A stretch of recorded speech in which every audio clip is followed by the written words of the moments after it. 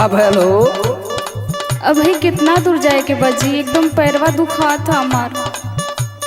अरे तो यही से न मना करते रहनी है कि घर में रहा। मैं भी बोलबम जाऊंगी, मैं भी बोलबम जाऊंगी। अरे हमके का पता इतना दूर से ही कतरला तो बहुत दूर बा। तब का तू समझत रहलू कि चट्टिए पे है का बोलबम? सुना सुनावा। चलल न जाला बलम बोला बही, चलल न जाला बलम बोला बही, देवो घर के तना दूर बा।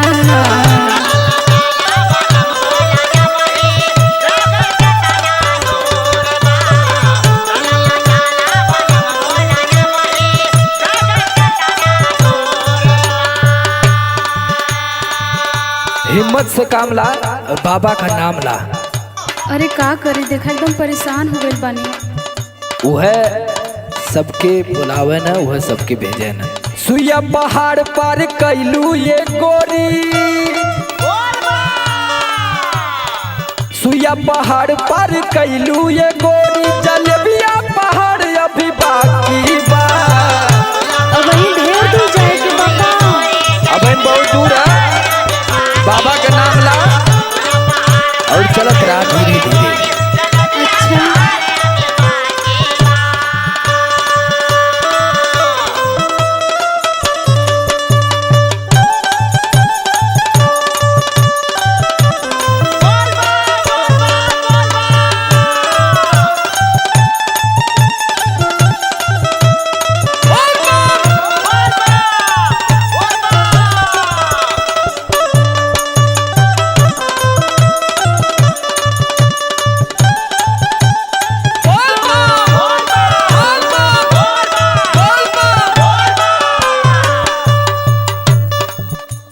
अरे वो तो ठीक है बा, लेकिन देखा एकदम बेहाल हो गई बानी ना।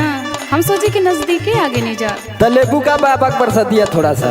अरे नहीं नहीं, तू ही ले रहा। तब हिम्मत से काम ला। सुनो सुनावा।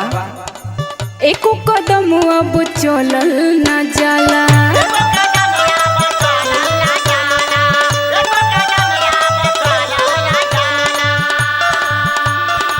सोचल पाव नीचे धरल न जाला।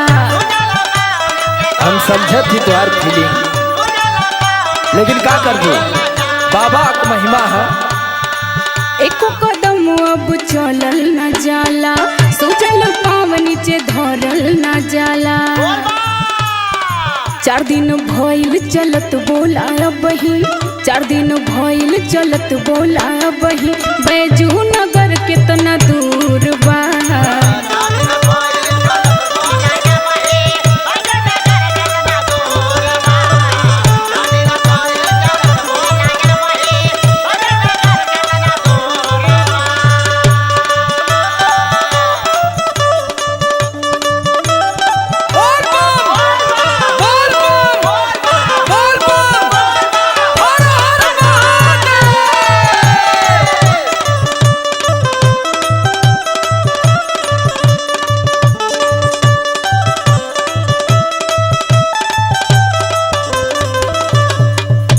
जे पहली बार जाला बाबा के दरबार में ना, इस सब परेशानियों के होला, लेकिन धीरज धैले रहा, बाबा तो के खुद बुला ली। ठीक है बा। हर हर बोलत रहा, हर हर बम बम के नारा,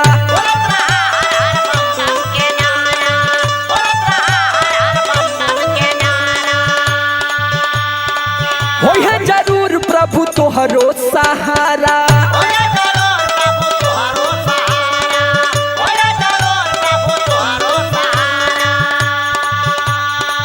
बोलत रहा हर हर बम बम के नारा, होई है जरूर प्रभु तोहरो सहारा। समरा लोक मंदिरिया में गोरी, तू का जानत हुआ बहन, ये जो परेशानी है। फिर अरे बहन वहाँ भी कितना लंबी कतार लगल है भक्तन का। बाप रे। हाँ, समरा लोक मंदिरिया में गोरी, लमहर कतार अभी बाकी बा।